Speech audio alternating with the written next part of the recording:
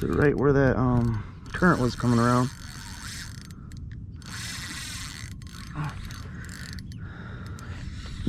Alright, let's see.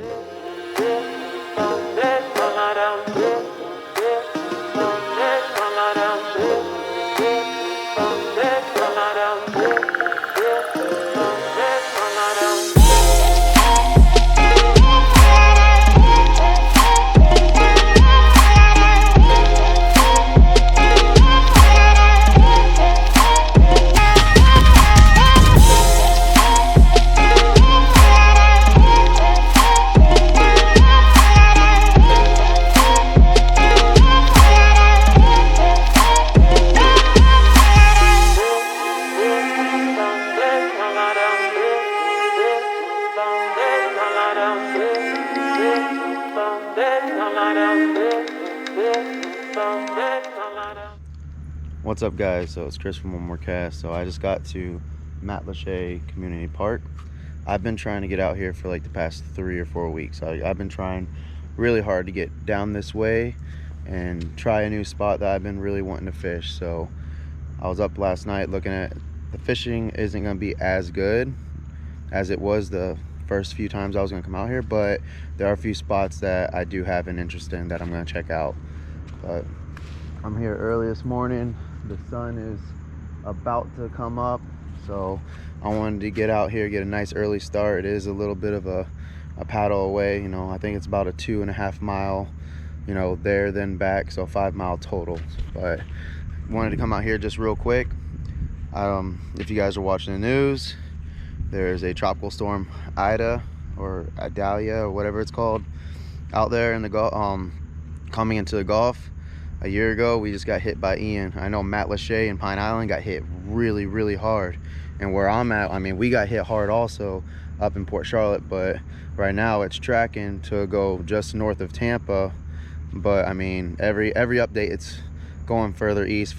And in the past, I mean, Irma, Charlie, Ian, that all those big storms were supposed to go up north of Tampa, and last minute end up coming right up to Charlotte Harbor and, you know, whacking us. So I'm gonna get out here today, try to get some pre-storm fishing in. Hopefully the bite is really good, because I mean, this thing's supposed to, we're supposed to feel effects of it starting tomorrow. So I want to get out here before it gets too bad, see if I can't get into some nice fish. I've been really wanting to fish this area for a long time, so I'm gonna go ahead, get out there. Kayak's ready to go. I'm gonna get out here and, you know, start working my way down. Probably gonna troll a paddle tail behind me, try to get some trout first thing in the morning. I got a top water tied on, I'm gonna try to get that. I also got, I don't know if you guys can see them, but I actually ordered some gloves. They're Cast King gloves. I'm excited to use them. I mean, with the paddle and everything and handling the fish, I think it might help me out a lot. But I'm gonna get out there, get some tight lines. I'll see you soon. Now these nautical lights, I wanted to show you guys real quick. I got them off Amazon. I'll put a link in the description, but they work really great. I mean, I've had them in the water. They're pretty water resistant, and it comes with a green, a red, and it comes with 2 white ones. And normally I have 1 white one, then I'll put another one like just underneath my seat, so I have some deck light. But the sun's coming up, so I shouldn't need it. But I mean, they're, as you can see, they're fairly bright, and they work really good, and they're removable, so they come off very easy. And I mean, they're easy to put on. I use them for my canoe. I use them mainly for my kayak. But it's good to have some nice lighting whenever you're out on the water, because some of these boaters, I mean, they really don't pay attention. And I mean, someone that had a boat before, I mean, even whenever I had my boat, I don't know how many times I almost had someone run right up on me. But I figured I'd show you guys those lights. I like them a lot. I think I paid maybe 25 bucks for them. They weren't that expensive, and they're rechargeable. So I just put them on the charger the night before I have to go, and yeah, I put them on the charger the night before I have to go out, and they're fully charged, and I mean, they'll last a long time. But I'm gonna get out here now. I have been trying to fish the Matlacha for a while now, because I actually registered for my first tournament It's the Kalusa the Blue Way tournament, and I'm really excited. It's the first tournament I've ever done. Even when I had a boat, I never did any tournaments. And then when I got the kayak, you know, when I first got my kayak, I mean, I looked like an amateur. Even though I've been fishing for years from a boat, I was always pretty successful on my boat. When I got a kayak, it was a whole different like playing field. I had to relearn everything. I had to learn how to fish sitting down. I had to, you know, I had to get better with balance. You know, I had to work on my balance, because standing up, one thing I said was, if I'm gonna fish out of a kayak, I want to be able to stand up in it. I want to be able to stand up so I can see. So my balance, then, you know, learning where to put everything. So when I first started in the kayak, I mean, I looked like an amateur.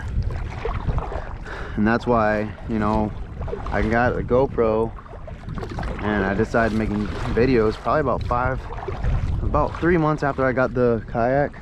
So when I started doing videos, 3 to 4 months after I got the kayak, because I mean, I got the kayak and then literally went out on it maybe 2 or 3 times, and we got hit by Hurricane Ian. And I mean, between work and work on the houses and helping friends out and stuff, you know, helping the community out, I didn't have time to go out on it. So once everyone got to a better place, that's when I started, you know, fishing a little bit more out the kayak and started filming. And I've learned a lot. I mean, August, so it's August now, so I got my kayak mid-August of last year, so I've had my kayak now for a year. And I've probably been steady fishing it for about 8 months. I've been doing YouTube videos for about 8 months. So I'm really excited to join this tournament. I feel like it's a little bit, I feel like whenever you enter a tournament with a boat, I mean, there's so many different variables. Like, people with different boats can go different places. I feel like if everyone has a kayak, even a pedal drive versus a paddle kayak. I mean, I've got friends that have pedal drive kayaks, but I can move through the water a little bit better than they can. You know, my kayak is a little bit faster and cuts through the water a little bit better. Now they can go further distances. It's not as straining on them as it is me. And then also, I mean, if I hook into a fish, it's gonna drag me. I have no way of stopping myself other than throwing an anchor, putting a stick it in. They can backpedal and, you know, pull the fish out of the mangrove. So each one, so there is little advantages like that, but I think the other advantages kind of, I feel like they're almost a level playing field whenever it comes to the kayaks. So I'm excited, and it's down here is where the tournament is going to be held. So this is where the tournament's going to be held. So that's why I want to start learning these waters. I've been down here maybe 2 times before this, and I always went like northwest from where I launch. This time I'm heading south. So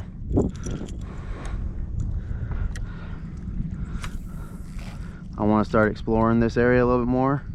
It's about 30 to 45 minutes from my house, depending on traffic. So it is a little bit of a drive.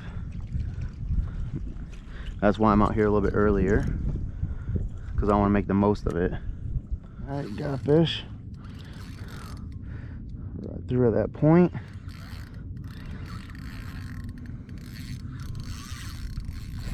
Oh, that's a snook. Tighten up a little bit. Through right where that current was coming around.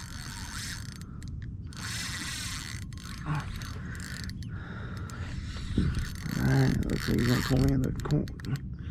Oh, it looks like I got a wind knot too. He's gonna pull me right into the bushes. Yep. You have to get him out of here. All right. Not a bad one either. That is not a bad one at all.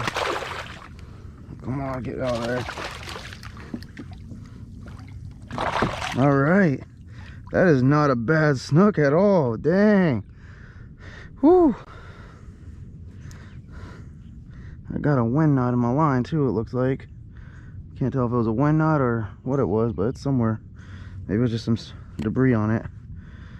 But look at this. That is a healthy snook right there. That is a nice one right there. Look at that. Wow. All right. That's a nice snook right there. I'll get him on the board. Forgot I moved it this side. Let's get this. It's that Slam Shady right there. All right, so we're gonna get this hook out. All right. I don't think she's too big, but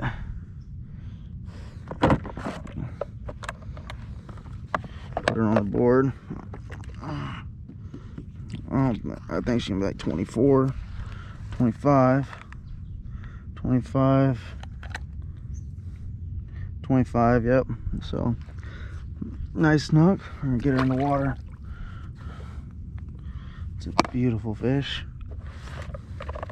I was actually working my way out of this little area and decided to throw one more time at that spot. See when she's ready to go. She'll let me know.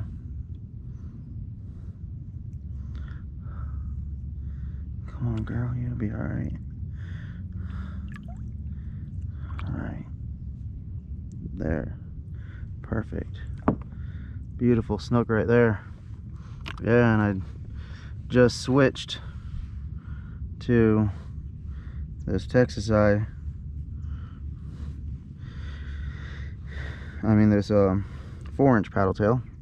That was a good hook set, no fray at all on the line. And if you guys are wondering what I do is I actually run 20-pound fluoro right here. I use this blood knot and then go to 30-pound, just a short section. That way I can still stay pretty stealthy up here for the redfish and trout, but if I hook into a tarpon or a snook, I got this little bit of, you know, a little bit of protection. But all right, day's starting to look a little bit better. I was starting to think I was gonna get skunked. I thought I had a wind knot in here somewhere, but it must have just been grass on the line or something, because it looked like a wind knot. I'm gonna go ahead and throw just to make sure. Yeah, it must have just been grass on my line.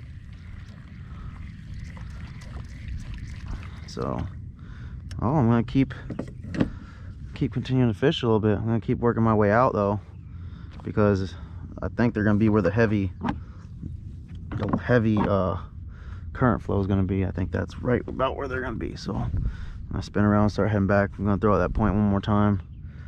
They're gonna be, these fish should be sitting on any point that there's heavy current right now, because it's starting to get hot and that heavy current flow is gonna cool down that part of the water. So that section of the water will definitely be a lot cooler than still sitting water. I threw it right on that corner too. That's exactly where it was sitting. I thought I got into a red at first because it wasn't coming out of the water. So I'm at the end of this side of the island, and this side was pretty hard to fish, I'm not gonna lie.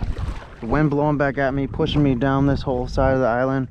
I mean, it was really hard to fight the wind, you know, and part of it was really hard bottom, so I couldn't really anchor down too easy with my stick-it.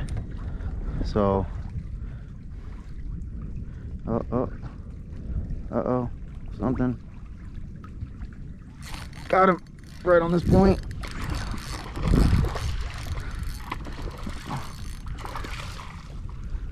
Something.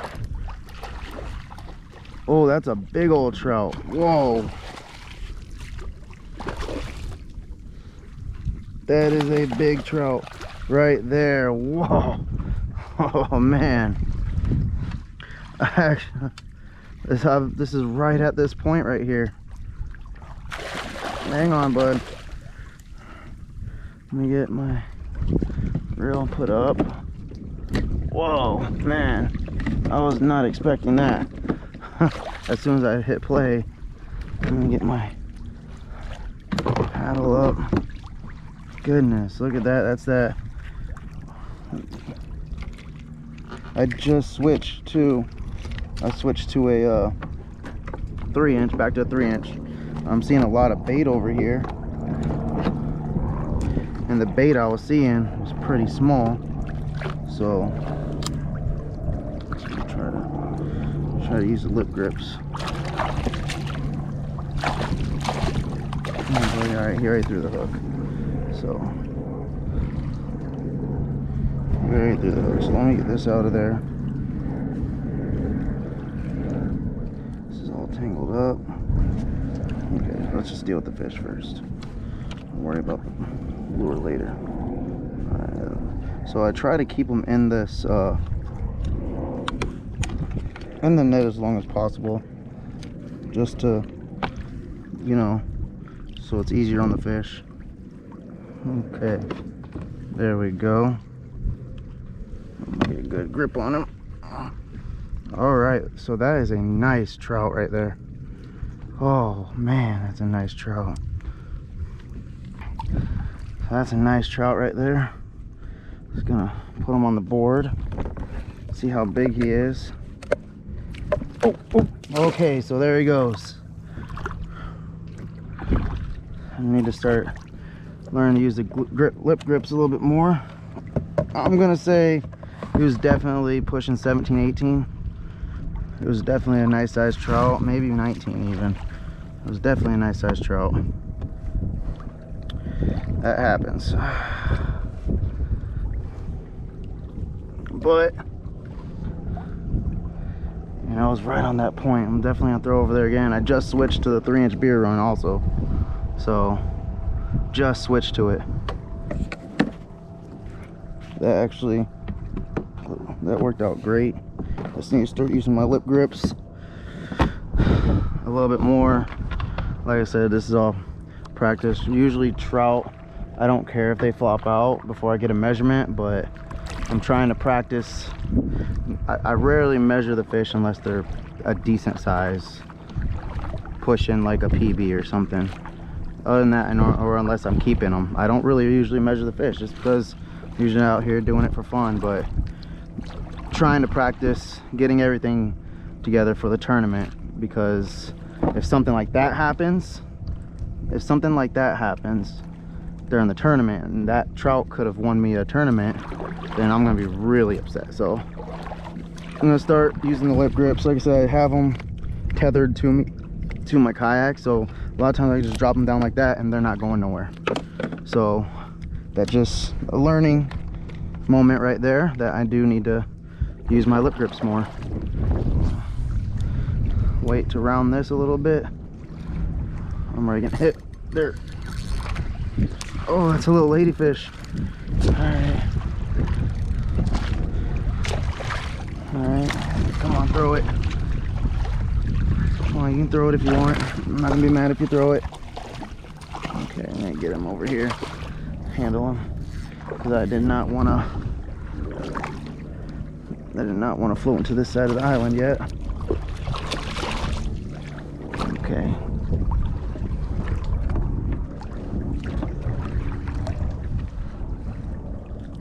This ladyfish, go ahead and let him go. Yeah, I wanted to fish this side of the island, so I'm gonna try to get off of it, because I wanted to fish this corner. Something else on. Oh, it's a ladyfish. Oh man, these guys, you know, they're fun with kids and stuff because they do the whole jumping thing, but I personally, there we go, perfect. I don't like handling them if I don't have to.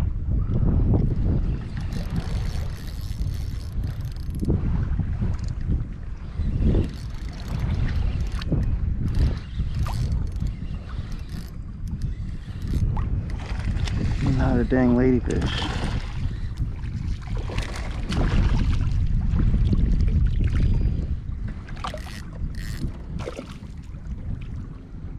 These things are everywhere.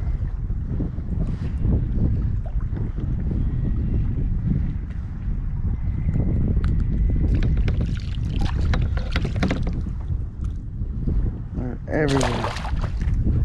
Oh, he just jumped into the, almost jumped into the back of the kayak.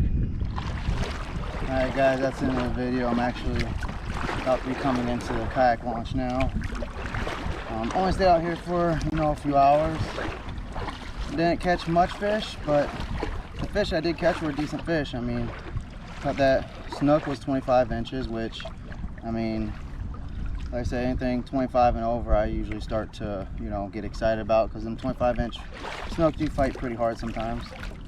But, you know, it was a decent fish. And then that trout was, I mean, real fat. You know, it was a nice fat trout. And like I said, if I had to guess, it would have been about 7.